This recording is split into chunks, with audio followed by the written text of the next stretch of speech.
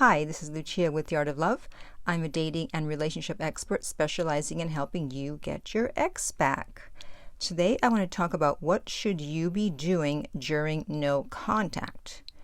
If you know about no contact, then you probably know that one of the reasons for it is to make your ex feel your absence, miss you, and hopefully reach out. But there's also another reason why no contact is important. But before I tell you, be sure to subscribe so that you don't miss my future videos. And while you're at it, hit the little bell so that you'll be notified when I post a new video.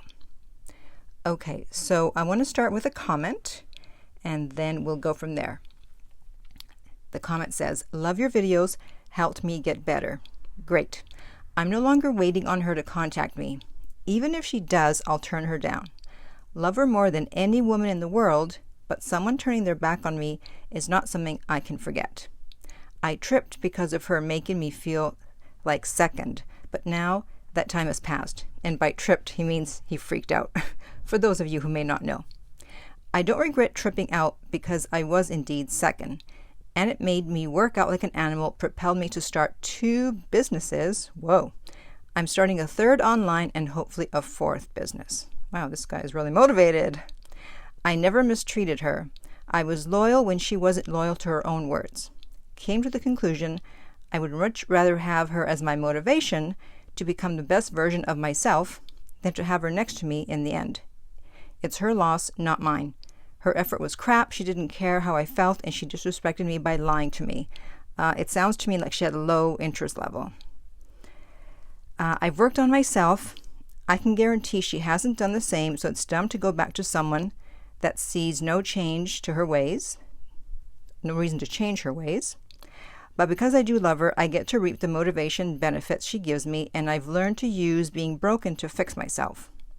It's pretty awesome how you can take the worst moment of your life and actually use it to fuel you to be the best person you can possibly be. For that, I'm grateful. Well, good for you. I'm glad you turned a negative into a positive. And yes, it's great to work on yourself. And that is one of the things that you should be doing. That way, if you get back together with your ex or you get with someone new, you're now a new and improved version of yourself.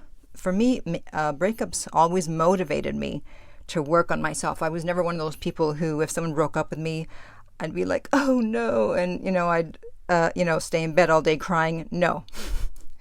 My attitude was, oh yeah, you'll see, you'll wish that you never broke up with me, or you'll wish that you never behaved in a way that I was forced to break up with you. And so it's great to work on yourself. This guy talked about working on himself physically and business-wise, and that's wonderful. But you also have to work on the inside. Now, what does that mean? Working on yourself on the inside means that you're working on your mind. I'm not talking about working on your liver or your pancreas. Haha. And working on your mind means that you reach a place where you realize that happiness comes from you. You hear that all the time these days. Happiness comes from inside. Happiness comes from you.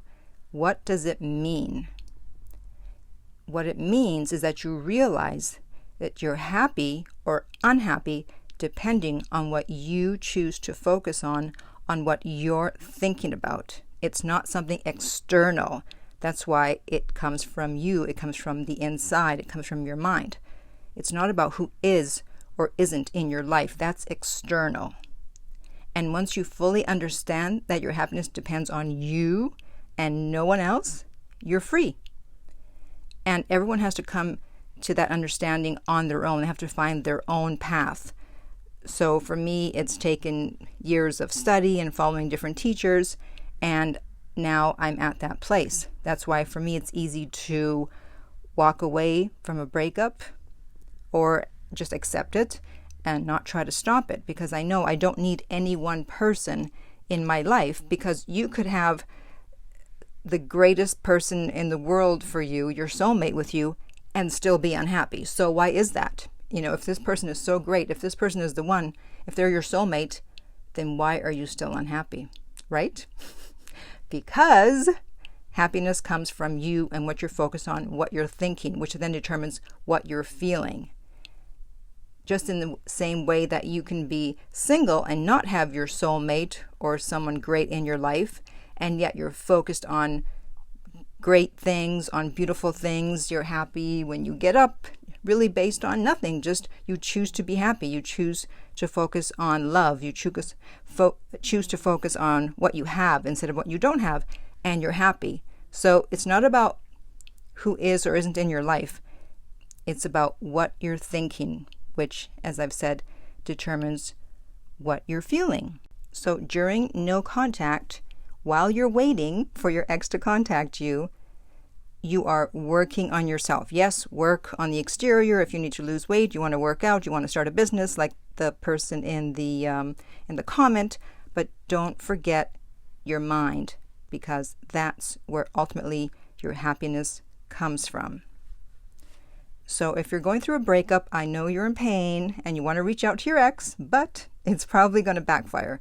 So instead, contact me about a private coaching session so I can help you get your ex back. And you can contact me at theartoflove.net.